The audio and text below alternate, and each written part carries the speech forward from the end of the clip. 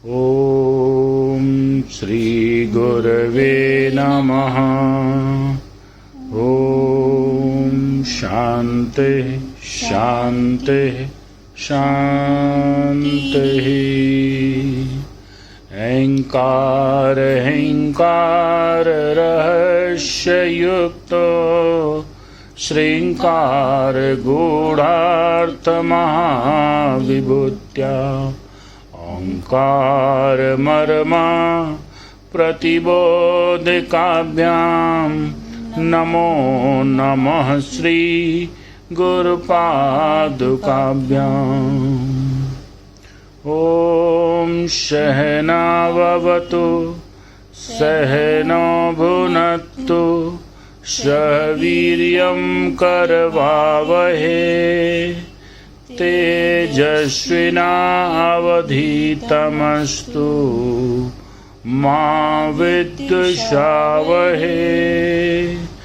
ॐ शान्तिः शान्तिः शान्तिः।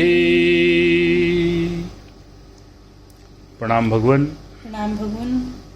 यह अध्यात्म रामायण का दिव्य ग्रंथ है जिसमें बालकांड के प्रथम सर्ग में श्री राम हृदय आता है और श्री राम हृदय को अलका भगवान और हम दोनों साथ साथ इसका अध्ययन करेंगे। इससे पहले महात्म में इसका पढ़ा गया है जो कि बहुत ही सुंदर था। अब राम हृदय को लेते हैं। प्रणाम भगवान। अध्यात्म रामायण और बालकांड प्रथम सर्ग श्री राम हृदय।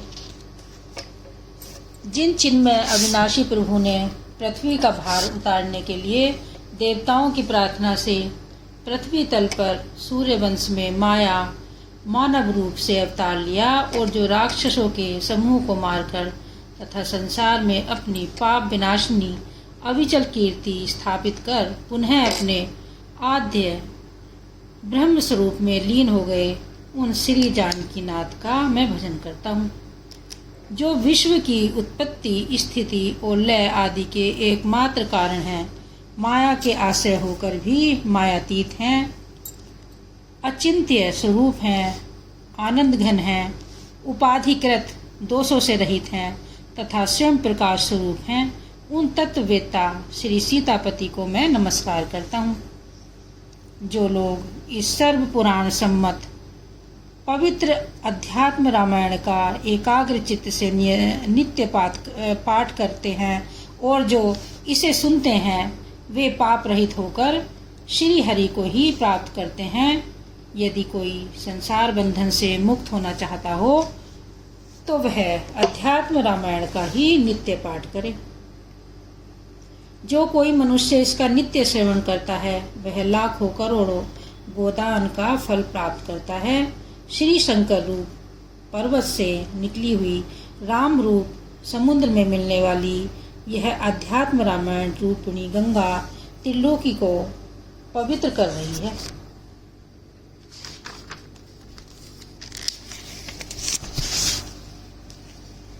एक समय कैलाश पर्वत के शिखर पर सैकड़ों सूर्यों के समान प्रकाशमान शुभ्र भवन में रत्न सिंहासन पर ध्यानावस्थित बैठे हुए सिद्ध समूह सेवित नित्य निर्भय सर्व पापहारी आनंद कंद देवदेव भगवान त्रिनयन से उनके वामांक में विराजमान श्री गिरि राजकुमारी पार्वती ने भक्ति भाव से नम्रता पूर्वक ये वाक्य कहे। पार्वती जी और महादेव जी का संवाद है। श्री पार्वती जी बोली, हे देव, हे जगन निवास, आपको नमस्कार है। आप सबके अंतःकरणों के साक्षी और परमेश्वर हैं। मैं आपसे श्री पुरुषोत्तम भगवान का सनातन तत्व पूछना चाहती हूँ, क्योंकि आप भी सनातन हैं। महानुभाव लोग जो अत्यंत गोपनीय विषय होता है तथा अन्य किसी से कहने योग्य नहीं होता उसे भी अपने भक्त जनों से कह देते हैं। हे देव, मैं भी आपकी भक्त हूँ। मुझे आप अत्यंत प्रिय हैं। इसलिए मैंने जो कुछ पूछा है वह वर्णन कीजिए। जिस ज्ञान के द्वारा मनुष्य संसार समुद्र से पार हो जाते हैं, उस भक्ति और वैराग्य से परिपूर्ण प्रकाश में आत्मज्ञान का वर्णन आप विज्ञान सहित इस प्रकार स्वल्प शब्दों में कीजिए, जिससे मैं स्त्री होने पर भी आपके वचनों को सहज ही समझ सकूं। हे कमल नयन, मैं एक परम गुह्य रहस्य आपसे और पूछती हूँ, कृपया आप पहले उसे ही वर्णन करें। यह तो प्रसिद्ध है कि अखिल लोक सार श्री रामचंद्र जी की विशुद्ध भक्ति संसार सागर को तरने के लिए सुदृढ़ नौका है।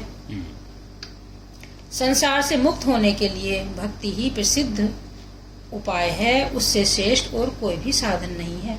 तथापि आप अपने विशुद्ध वचनों से मेरे हृदय की संशय ग्रंथि का छेदन कीजिए। प्रमाद रहित सिद्धगण श्री रामचंद्र जी को परम अद्वितीय, सबके आदिकरण और प्रकृति के गुण प्रवाह से परे बतलाते हैं, तथा वे अहर्निश उनका भजन करके परम पद भी प्राप्त करते हैं। परंतु कोई कोई कहते हैं कि राम पर ब्रह्म होने पर भी अपनी माया से आवृत हो जाने के कारण अपने आत्म स्वरूप को नहीं जानते हैं, इसलिए अन्य वशिष्ठ आदि के उपदेश से उन्होंने आत्म तत्व को जाना। अतः मैं पूछती हूँ कि यदि वे आत्म तत्व को जानते थे तो उन परमात्मा ने सीता के लिए इतना विलाप क्यों किया? और यदि उन्हें आत्मज्ञान नहीं था तो वे अन्य सामान्य जीवों के समान ही हुए, फिर उनका भजन क्यों किया जाना चाहिए? इस विषय में आपका क्या विचार है? सो ऐसे वाक्यों में कहिए जिससे मेरा संदेह निवृत्त हो जाए। अब आगे श्री महादेव जी बोलते हैं, देवी तुम धन्य हो, तुम परमात्मा की परम भक्त हो, जो तुम्हें राम का तत्व जानने की इच्छा हुई है। इससे पूर्व इस परम गूढ़ रहस्य का वर्णन करने के लिए मुझसे और किसी ने नहीं कहा। आज तुमने मुझसे भक्ति पूर्वक प्रश्न किया है, इसलिए मैं श्री रघुनाथ जी की वंदना कर तुम्हारे प्रश्न का उत्तर देता हूँ। श्री रामचंद्र जी निसंदेह प्रकृति से परे परमात्मा अनादि आनंद घन अद्वितीय और पुरुषोत्तम है, जो अपनी माया से ही इस संपूर्ण जगत को रचकर इसके बाहर भीतर सब और आकाश के समान व्याप्त हैं, तथा जो आत्मा रूप से सबके अंतःकरण में स्थित हुए अपनी माया से इस विश्व को परिचालित कर रहे हैं। चुंबक के निकट होने से जिस प्रकार जड़ लोहे में गति उत्पन्न हो जाती है, उसी प्रकार जिनकी सन्निधि मात्र से यह विश्व सदा सब और भ्रमता रहता है, उन परमात्मा राम को जिनका हृदय आत्मा के अज्ञान से ढका हुआ है, वे मूढ़ जन नहीं जान सकते। वे मूढ़ उन मायातीत शुद्ध बुद्ध परमात्मा में भी अपने अज्ञान को आरोपित करते हैं, अर्थात उन्हें भी अपने समान ही अज्ञानी मानते हैं। तथा सर्वदा वे स्त्री पुत्र आदि में आसक्त रहने वाले पामर जीव बहुत से कर्मों में लगे रहकर संसार चक्र में ही पड़े रहते हैं। वे अज्ञजन अपने गले में पड़े हुए कंठे को न जानने के समान अपने ही हृदय में स्थित परमात्मा राम को नहीं जानते, इसलिए उनमें अज्ञान आदि का आरोप करते हैं।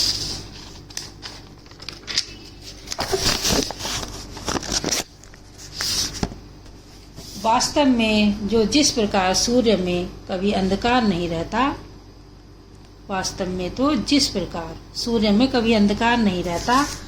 उसी प्रकार प्रकृति आदि से अतीत विशुद्ध विज्ञान घन ज्योति स्वरूप परमेश्वर परमात्मा राम में भी अविद्या नहीं रह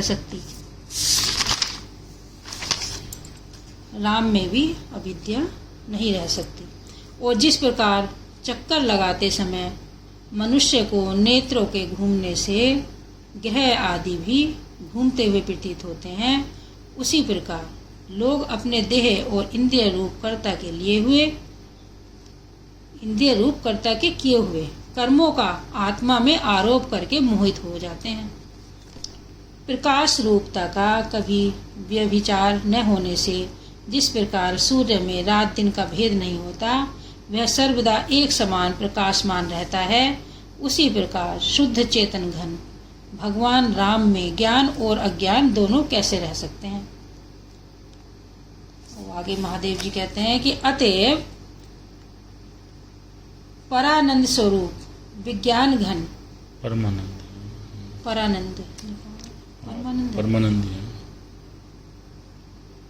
परमानंद स्वरूप विज्ञान घन अज्ञान साक्षी कमल नयन भगवान राम में अज्ञान का लेस भी नहीं है, क्योंकि वे माया के अधिष्ठान हैं, इसलिए वह उन्हें मोहित नहीं कर सकती। हे पार्वती, इस विषय में मैं तुम्हें सीता, राम और हनुमान जी के मोक्ष का साधन रूप संवाद सुनाता हूँ, जो अत्यंत गोपनीय और परम दुर्लभ है। पूर्व काल में रामावतार के समय जब युद्ध प्रिय श्री रामचंद्र जी देवताओं के कंटक रूप रावण को संतान सेना और वाहनों के सहित युद्ध में मारकर सीता, सुग्रीव और लक्ष्मण के सहित हनुमान आदि वानरों से घिरे हुए अयोध्यापुरी में आए और वहां आकर राज्याभिषेक होने पर वशिष्ठ आदि महात्माओं से घिरकर करोड़ों सूर्यों की प्रभा धारण कर जब सिंहासन पर विराजमान हुए, उस समय जो सेवा के समस्त कार्य कर चुका है और उनका कोई बदला नहीं चाहता है, ऐसे भोगीच्छा रहित महामती हनुमान जी को ज्ञान अभिलाषा अपने सम्मुख हाथ जोड़े खड़े देखकर श्री रामचंद्र जी ने सीता जी से ऐसा कहा, सीते, यह हनुमान हम दोनों में अत्यंत भक्ति रखता है, इसलिए यह निष्पाप है और ज्ञान का सुयोग्य पात्र है। अतः तुम इसे मेरे तत्व का उपदेश करो। तब लोक विमोहिनी जनक नंदिनी सीता जी श्री रामचंद्र जी से बहुत अच्छा कह शरणागत हनुमान को भगवान राम का निश्चित तत्व बताने लगी। सीता जी ने कहा, वत्स हनुमान, तुम राम को साक्षात अद्वितीय सच्चिदानंद घन पर ब्रह्म समझो। ये निसंदेह समस्त उपाधियों से रहित सत्ता मात्र मन तथा इंद्रियों के आनंद निर्मलम शांतम इंद्रियों के मन तथा इंद्रियों के अविषय आनंद घन निर्मल शांत निर्विकार निरंजन सर्वव्यापक स्वयं प्रकाश और पापहीन परमात्मा ही है। ये यहाँ पे राम का वो आता है मंत्र, बहुत बढ़िया मंत्र है, उसी की व्याख्या यहाँ की है। रामम विद्धि परम ब्रह्म, रामम विद्धि परम ब्रह्म सच्चिदानंदम अद्वयम् सर्वो उपाधि विनिर्मुक्तम् सत्ता मात्रम् अगोचरम् आनंदम निर्मलम शांतम निर्विकारम निरंजनम सर्वव्यापिनम आत्मानम सर्वप्रकाशम अकल्मषम। इसका अर्थ दोबारा लो। सीता जी ने कहा, वत्स हनुमान, सीता जी ने कहा, वत्स हनुमान, तुम राम को साक्षात अद्वितीय सच्चिदानंद घन पर ब्रह्म समझो। ये निसंदेह समस्त उपाधियों से रहित सत्ता मात्र मन तथा इंद्रियों के अविषय आनंद घन निर्मल शांत निर्विकार निरंजन सर्वव्यापक स्वयं प्रकाश और पापहीन परमात्मा ही हैं, और मुझे संसार की उत्पत्ति स्थिति और अंत करने वाली मूल प्रकृति जानो। राम को बता दिया, सीता को बता दिया। यहाँ मैं ही निरालस्य होकर इनकी सन्निधि मात्र से इस विश्व की रचना किया करती हूँ। मामम विद्धि मूल प्रकृतिम सर्ग स्थिति अंत कारणी तस्य सन्निधि मात्रेण सर्जाम इदम आतेन्द्रता। मतलब उनकी सन्निधि मात्र से केवल मैं ये इस प्रकृति का उत्पत्ति, स्थिति और अंत करती हूँ। तो भी इनकी सन्निधि मात्र से की हुई मेरी रचना को बुद्धिहीन लोग इनमें आरोपित कर लेते हैं। अतएव अयोध्यापुरी में अत्यंत पवित्र रघुकुल में इनका जन्म लेना, फिर विश्वामित्र जी की सहायता करना, उनके यज्ञ की रक्षा करना, अहिल्या को शाप मुक्त करना, श्री महादेव जी के धनुष को तोड़ना, तत्पश्चात मेरा पारिग्रहण करना, परशुराम जी का गर्व खंडन करना तथा 12 वर्ष तक मेरे साथ अयोध्यापुरी में रहना, फिर दंडकारण्य में जाना, विराध का वध करना, विराध का वध करना, माया मृग रूप मारीच का मारा जाना, मायामयी सीता का हरा जाना, तदंतर जटायु और कबंध का मुक्त होना, शबरी द्वारा भगवान का पूजित होना और सुग्रीव से मित्रता होना, फिर बाली का वध करना, सीता जी की खोज करना, समुद्र का पुल बंधवाना और लंकापुरी को घेर लेना तथा पुत्रों के सहित दुरात्मा रावण को युद्ध में मारना एवं विभीषण को लंका का राज्य देकर पुष्पक विमान द्वारा मेरे साथ अयोध्या लौट आना, फिर श्री राम जी का राज्य पद पर अभिषिक्त होना इत्यादि समस्त कर्म यद्यपि मेरे ही किए हुए हैं, तो भी अज्ञानी लोग उन्हें इन निर्विकार सर्वात्मा भगवान राम में आरोपित करते हैं। ये राम तो वास्तव में न चलते हैं, न ठहरते हैं, न शोक करते हैं, न इच्छा करते हैं, न त्यागते हैं और न कोई अन्य क्रिया ही करते हैं। ये आनंद स्वरूप अविचल और परिणामहीन हैं। केवल माया के गुणों से व्याप्त होने के कारण ही ये वैसे प्रतीत होते हैं। तदंतर श्री रामचंद्र जी ने सम्मुख खड़े हुए पवन पुत्र हनुमान से स्वयं कहा, मैं तुम्हें आत्मा, अनात्मा और परमात्मा का तत्व बताता हूँ, सावधान होकर सुनो। जलाशय में आकाश के 3 भेद स्पष्ट दिखाई देते हैं। ये राम उपदेश है यहाँ से। एक महाकाश, दूसरा जलावच्छिन्न आकाश, जलवच्छिन्न आकाश। एक महाकाश, दूसरा जलवच्छिन्न आकाश और तीसरा प्रतिबिंब आकाश। जैसे आकाश के ये 3 बड़े बड़े भेद दिखाई देते हैं, उसी प्रकार चेतन भी 3 प्रकार का है। एक तो बुद्ध्यवच्छिन्न चेतन, जो बुद्धि में व्याप्त है, दूसरा जो सर्वत्र परिपूर्ण है और तीसरा जो बुद्धि में प्रतिबिंबित होता है, जिसको आभास चेतन कहते हैं। इनमें से केवल आभास चेतन के सहित बुद्धि में ही कर्तृत्व है। इनमें से केवल आभास चेतन के सहित बुद्धि में ही कर्तृत्व है, अर्थात चिदाभास के सहित बुद्धि ही सर्व कार्य करती है, किंतु अज्ञजन भ्रांतिवश निरवच्छिन्न निर्विकार साक्षी आत्मा में कर्तृत्व और जीवत्व का आरोप करते हैं, अर्थात उसे ही कर्ता भोक्ता मान लेते हैं। हमने जिसे जीव कहा है उसमें आभास चेतन तो मिथ्या है, क्योंकि सभी आभास मिथ्या ही हुआ करते हैं। बुद्धि अविद्या का कार्य है और परब्रह्म परमात्मा वास्तव में विच्छेद रहित है, अतः उसका विच्छेद भी विकल्प से ही माना हुआ है। इस प्रकार उपाधियों का बाध करते हुए साभास अहम रूप अविच्छिन्न चेतन जीव की तत्वमसि तू वह है आदि महावाक्यों द्वारा पूर्ण चेतन ब्रह्म के साथ एकता बतलाई जाती है। जब महावाक्य द्वारा इस प्रकार जीवात्मा और परमात्मा की एकता का ज्ञान उत्पन्न हो जाता है, उस समय अपने कार्य सहित अविद्या नष्ट हो जाती है, इसमें कोई संदेह नहीं। मेरा भक्त इस प्रयुक्त तत्व को समझकर मेरे स्वरूप को प्राप्त होने का मात्र पात्र मेरा भक्त इस उपयुक्त तत्व को समझकर मेरे स्वरूप को प्राप्त होने का पात्र हो जाता है।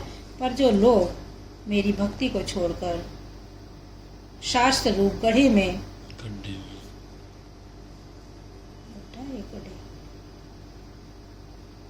में पड़े भटकते रहते हैं, उन्हें 100 जन्म तक भी न तो ज्ञान होता है और न मोक्ष ही प्राप्त होता है। हे अनघ, यह परम रहस्य मुझ आत्मस्वरूप राम का हृदय है और साक्षात मैंने ही तुम्हें सुनाया है। यदि तुम्हें इंद्रलोक के राज्य से भी अधिक संपत्ति मिले तो भी तुम इसे मेरी भक्ति से हीन किसी दुष्ट पुरुष को मत सुनाना।